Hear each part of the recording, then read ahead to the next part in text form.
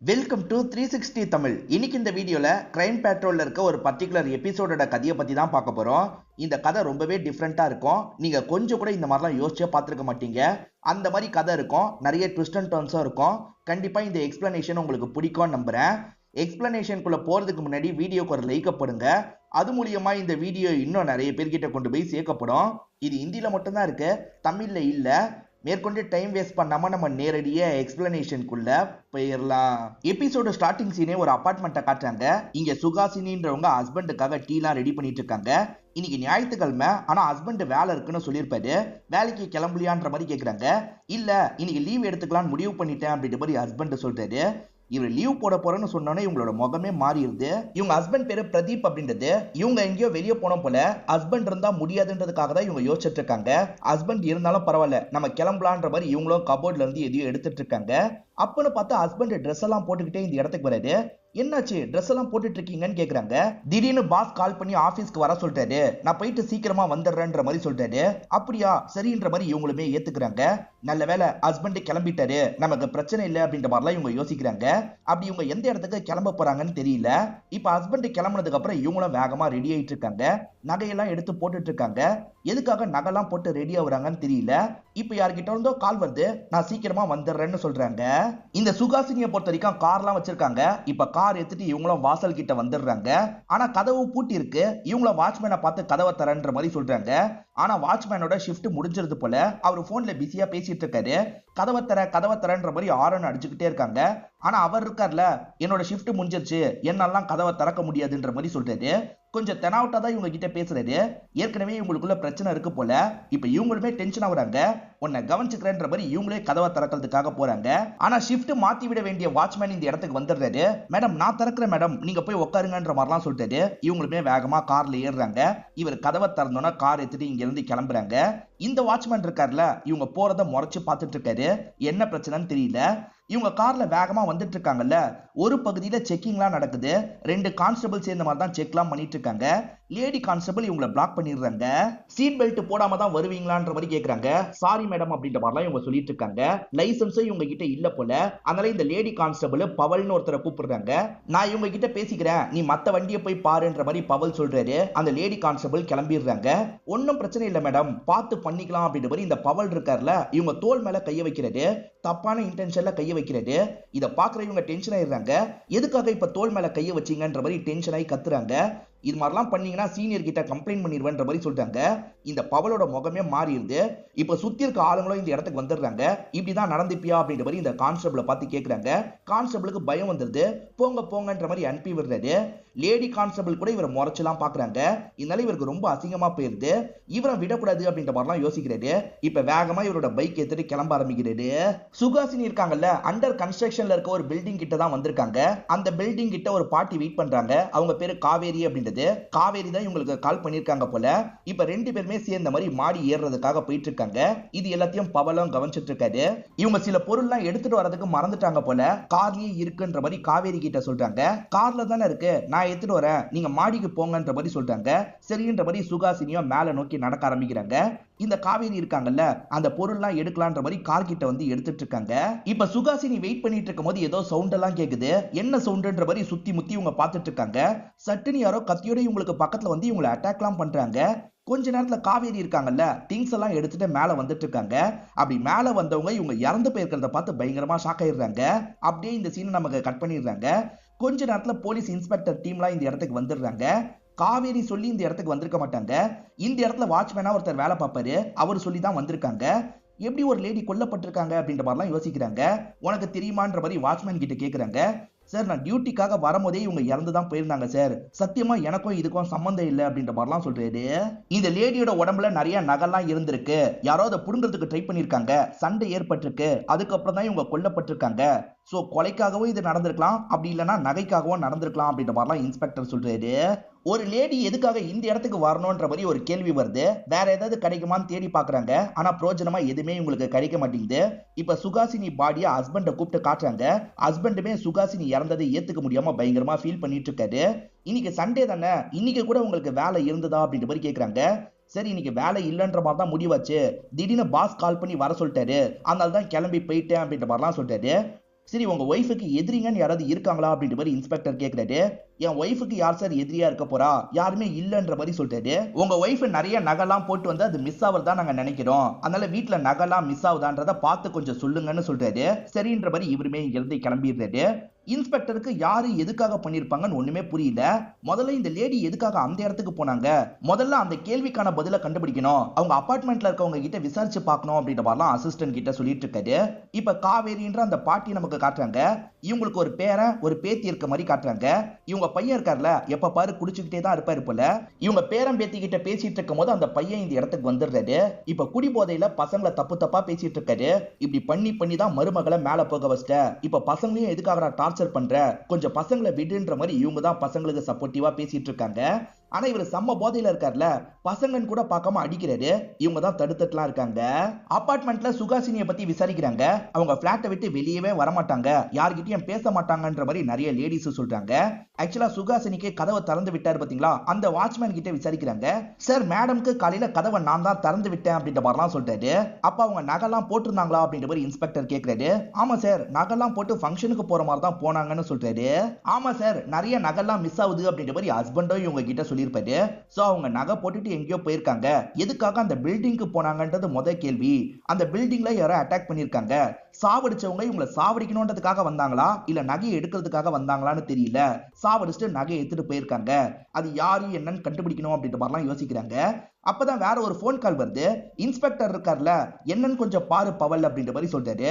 பவல்னு ஒரு ஆபீசரை காமிச்சாங்கல்ல, அவரும் இந்த இடத்துல தான் வேலை பார்க்கறாரு போல. என்னன்னு பாக்குறேன் சார் அப்படின்ற மாதிரி இவரும் போன் எடுக்கிறதுக்காக வராரு. ஆக்சுவலா ஒரு துணி கடையில இருக்கிறவர் தான் கால் பண்ணிட்டாரு. சார் ஒரு லேடி திருடுறதுக்கு ட்ரை பண்ணாங்க, நான் புடிச்சு வச்சிருக்கேன், என்ன ஏதுன்னு வந்து விசாரிங்க அப்படின்ற மாதிரி சொல்றாரு. நான் உடனே வரேன்ற மாதிரி பவல் சொல்லிடுறாரு. ஆனா பவல் இருக்கார்ல, வேற யாருக்கோ கால் பண்ணிட்டாரு. ஒரு எலி பொறியில மாட்டிருக்கு, அந்த எலியை வச்சு ஏதாவது பண்ணணும், நீ உடனே அந்த ஸ்பாட்டுக்கு போன்னு சொல்றாரு. பவல் கூட அன்னைக்கு ஒரு லேடி டியூட்டி பண்ணாங்கல்ல, அவங்க பேரு சரோஜா அப்படின்றது, அவங்க தான் இந்த இடத்துக்கு வந்திருக்காங்க. மாட்டிருக்க லேடி பேரு குமாரி அப்படின்றது. நான் உண்மையில எந்த சாரியும் திருடல, இவங்க தெரியாம சொல்றாங்க, ப்ளீஸ் மேடம் என்ன விட்டுருங்கன்ற மாதிரிலாம் கேட்டுட்டு இருக்காங்க. நான் அரெஸ்ட் பண்ணி கூட்டு போறேன் அப்படின்ற மாதிரி கடைக்காரங்க கிட்ட சொல்லிட்டு இவங்க வெளியே கூட்டு வந்துடுறாங்க. நான் உன்னை அரஸ்ட்லாம் பண்ணா பெரிய பிரச்சனையா மாறிடும், நான் உன்னை விட்டுறேன், அதுக்கு நீ உன் கையில இருக்க காசை தரணும்னு சொல்றாங்க. என்கிட்ட காசு இல்லைன்னு இவங்க சொல்றாங்க. கையில காசு இல்லையா, சரி இதுதான் என்னோட நம்பரு, பக்கத்துல ஏடிஎம் இருந்தா காசு எடு, என்கிட்ட காசை தராத, எனக்கு தெரிஞ்ச நபரோட வீடு பக்கத்துல தான் இருக்கு, அந்த வீட்டுல போய் காசை தந்துரு, காசை தந்துட்டேன்னா பிரச்சனை இல்ல, நீ கிளம்பலாம் அப்படின்ற மாதிரி சொல்றாங்க. சரி மேடம் அப்படின்ற மாதிரி இந்த குமாரியும் ஏத்துக்கிறாங்க. பிரச்சனையை முடிக்கிறதுக்காக குமாரி காசெல்லாம் எடுத்துடுறாங்க. இந்த லேடி சொன்ன மாதிரியே ஒரு வீட்டுக்கு போய் காசை தராங்க.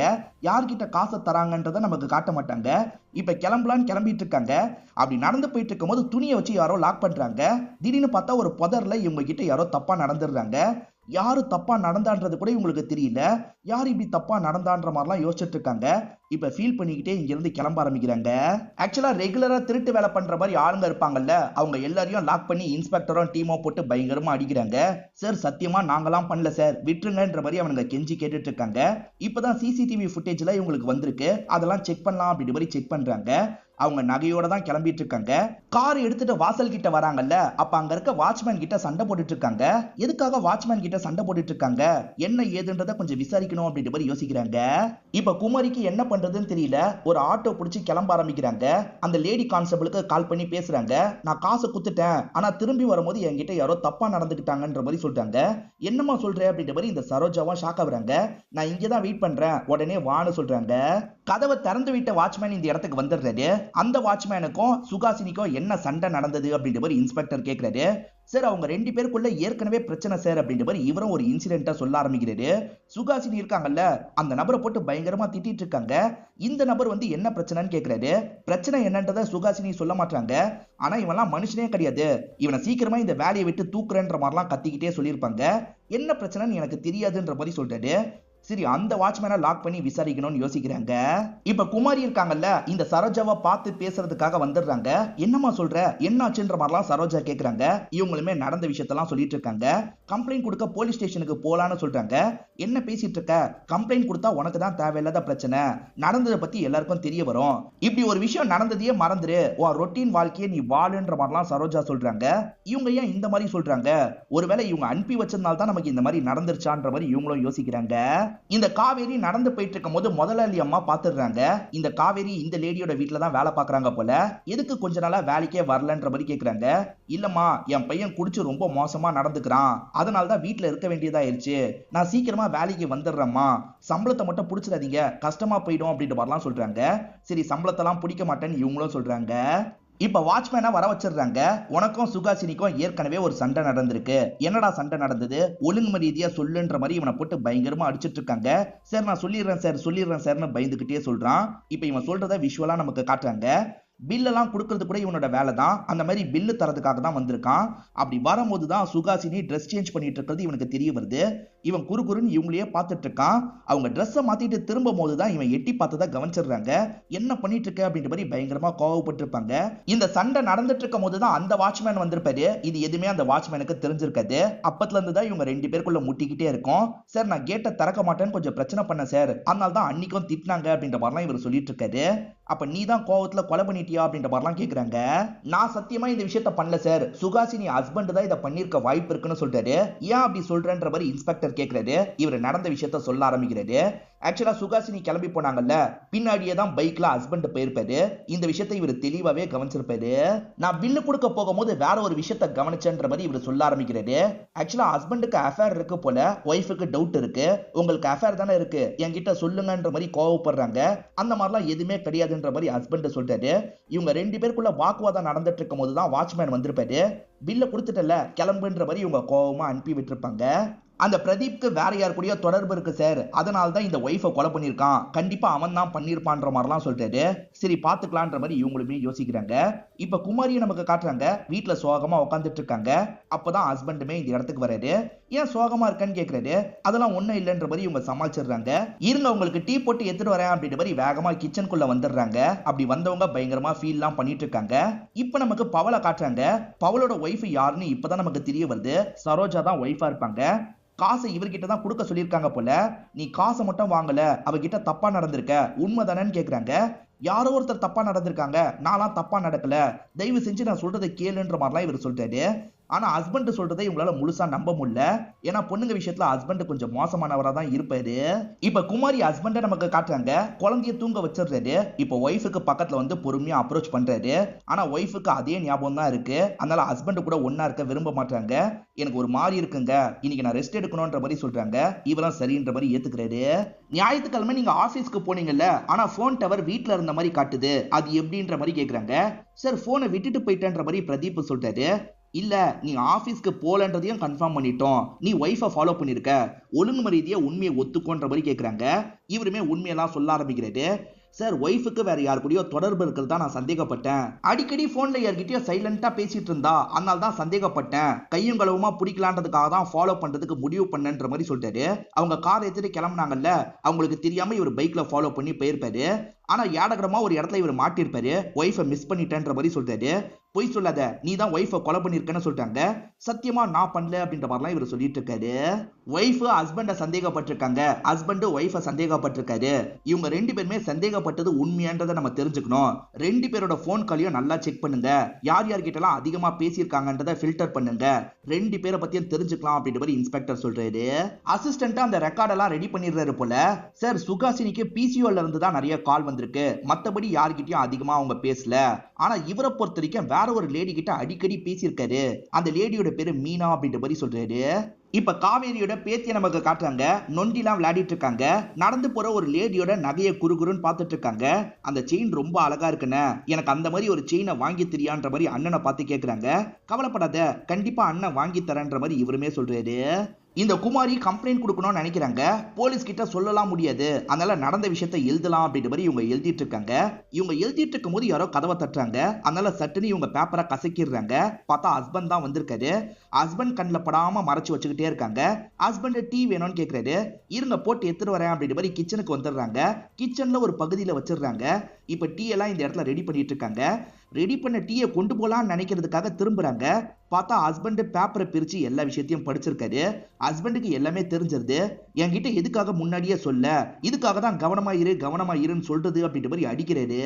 பிரதீப் மீனான்னு ஒருத்தங்க கிட்ட அடிக்கடி பேசி இருக்கிறது உங்களுக்கு தெரிஞ்சிருச்சுல்ல. அதனால அந்த வீட்டுக்கு வந்துடுறாங்க.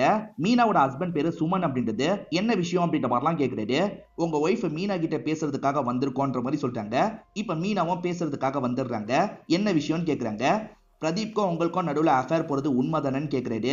நேரடியாவே இந்த விஷயத்த கேட்டுறாரு. இவங்களுமே மலுப்பாம ஆமா சார், எங்களுக்குள்ள பழக்கம் போனது உண்மைதான். ஆனா 2 பேருமே அவங்க லைஃபை பார்க்கலாம்னு முடிவு எடுத்துட்டோம். நாங்க இப்பெல்லாம் பேசிக்கிறதே கிடையாது சார் அப்படின்ற மாதிரிலாம் சொல்றாங்க. ரீசெண்டா பிரதீப்போட ஒய்ஃப் சுகாசினி கொல்லப்பட்டிருக்காங்க. அது உங்களுக்கு தெரியுமா அப்படின்ற மாதிரி கேட்கிறாரு. எது சுகாசினி கொல்லப்பட்டிருக்காங்களா? எனக்கு தெரியாது அப்படின்ற மாதிரிலாம் இவங்க சொல்றாங்க. அதுல நான் சம்பந்தப்படல அப்படின்ற மாதிரிலாம் இவங்க சொல்றாங்க. சரி, தேவனா திரும்பி வர மாதிரி இருக்கும், இப்போதைக்கு நாங்க கிளம்புறோம் அப்படின்ற மாதிரி இவங்களுமே இந்த இடத்தை விட்டு கிளம்ப ஆரம்பிக்கிறாங்க. இப்ப மீனாவோட ஹஸ்பண்ட் இருக்கார்ல, எதுக்காக போலீஸ் எல்லாம் வந்திருக்காங்கன்ற மாதிரி கேக்குறாரு.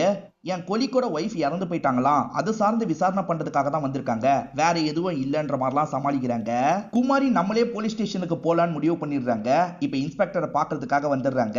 நடந்த எல்லா விஷயத்தையும் இன்ஸ்பெக்டர் கிட்ட சொல்லிட்டு இருக்காங்க. அது நம்ம ஏரியாக்குள்ள வர இடமாச்சு, அந்த இடத்துல ஒரு லேடி கான்ஸ்டபிள் இப்படி பண்ணாங்களா, அந்த பேர்ல லேடி கான்ஸ்டபிளே இல்லையேன்ற மாதிரி யோசிக்கிறாரு. ஏன்னா சரோஜான்ற மாதிரி அந்த லேடி சொல்லியிருப்பாங்க. நடந்த விஷயம்லாம் ஹஸ்பண்டுக்கு தெரிஞ்ச ஹஸ்பண்ட் போட்டு அடிச்சாரு பாத்தீங்களா, அதை பத்தியும் இன்ஸ்பெக்டருக்கு தெரிய வருது. உடனே ஹஸ்பண்ட் இந்த இடத்துக்கு வர வைங்கன்னு சொல்லிட்டாரு. ஹஸ்பண்டும் இந்த இடத்துக்கு வந்துடுறாரு. இவங்க மேல என்ன தப்பு இருக்கு, இவங்கள போட்டு அடிச்சு என்ன ஆக போகுது, குற்றவாளிகளை கண்டுபிடிக்கணும் அப்படின்ற மாதிரி சொல்றாரு. ஆக்சுவலா அந்த சரோஜா ஒரு நம்பர் கொடுத்தாங்க பாத்தீங்களா, அந்த நம்பரை இவங்க செக் பண்ணி பாக்குறாங்க. உண்மையான பேரே சரோஜா அப்படின்றது தெரிய வருது. ஆனா சரோஜான்னு எந்த ஒரு லேடி கான்ஸ்டபிளோ இவங்க கிட்ட வேலை பார்க்கல. அதனால நேரடியா அந்த வீட்டுக்கே போய் செக் பண்ணலாம் அப்படின்ற மாதிரி இவங்க யோசிக்கிறாங்க.